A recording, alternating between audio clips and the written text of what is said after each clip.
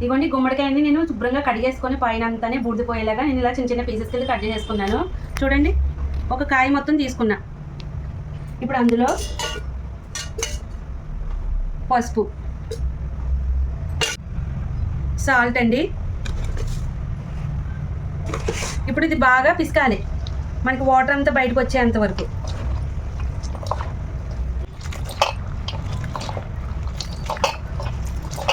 ఇలా బాగా పిసికేసుకోవాలండి. మనకి వాటర్ అన్నది ఇదిగో చూడండి, ఇక్కడ వాటర్ ఎలా వచ్చేసిందో. ఇక్కడ చిల్లులు జాలి ఉందండి, అందులో క్లాత్ వేసుకున్నాను, దాని కింద గిన్నె పెట్టాను. చూసారా ఇలాగా. ఇప్పుడు మనం వేసుకున్నా అందులో వాడతాయి కదా వాటర్ అని చెప్పేసి, ఇప్పుడైతే ఇక్కడ పిండి వేసుకొని మనం ఇందులో వేసేస్తున్నాం.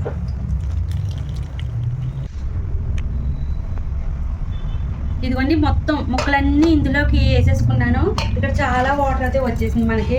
ఇప్పుడు ఇంకా ఇదిగోండి ఇందులోంచి ఇలాగా మొత్తం మనకి బయటకు వచ్చేస్తుంది. ఇప్పుడు నేను ఏం చేస్తానంటే, ఇది ఇప్పుడు ఇలా పెట్టాను కదా, దీని మీద బరువు పెట్టేద్దాం.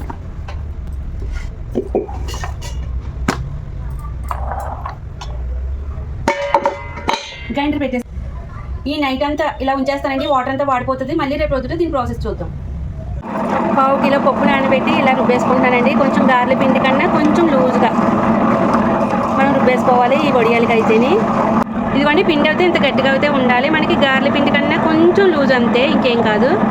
చూసారు కదా, ఇప్పుడైతే మాకు పిండి నలిగిపోయింది. ఇదంతా ఒక గిన్నెలోకి అయితే తీసేసుకుంటాను. మనకి వడియాల్లోకి పచ్చిమిర్చి అల్లము కావాలండి, అందుకని నేను ఇదిగో ఇక్కడ 10 పచ్చిమిర్చి దాకా తీసుకున్నాను, ఇంత అల్లం ముక్క తీసుకున్నాను. ఇప్పుడు ఈ రెండు చక్కగా పేస్ట్ కింద చేసేసుకుంటా. ఇదిగోండి అల్లం పచ్చిమిర్చి పేస్ట్ వేసుకున్నాను.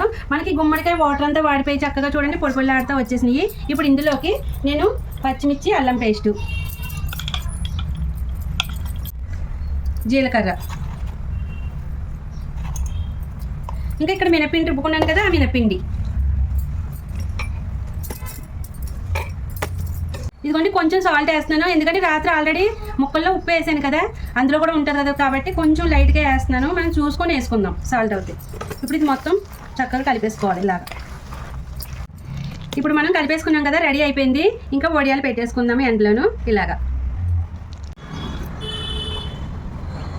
ఇలా పెట్టేసుకోవాలి ఫ్రెండ్స్. ఇంకా మనకి వడియాలు ఇవి బాగా ఎండాలి చక్కగా, అప్పుడు మనకు వడియాలు రెడీ అయిపోతాయి. పప్పు టమాటాల్లో, పప్పు మామిడికాయల్లో మంచిగా సైడ్ వేపుకొని తినేస్తే సూపర్గా ఉంటుంది.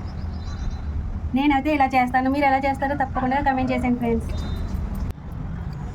ఇప్పుడు మనకి పెట్టడం పూర్తి అయిపోయిందండి వడియాలన్నీ. ఇంక ఈ పైన అయితే ఈ జాలి వేసేసి మంచిగా ఎండనిద్దాం. సరేనా ఫ్రెండ్స్?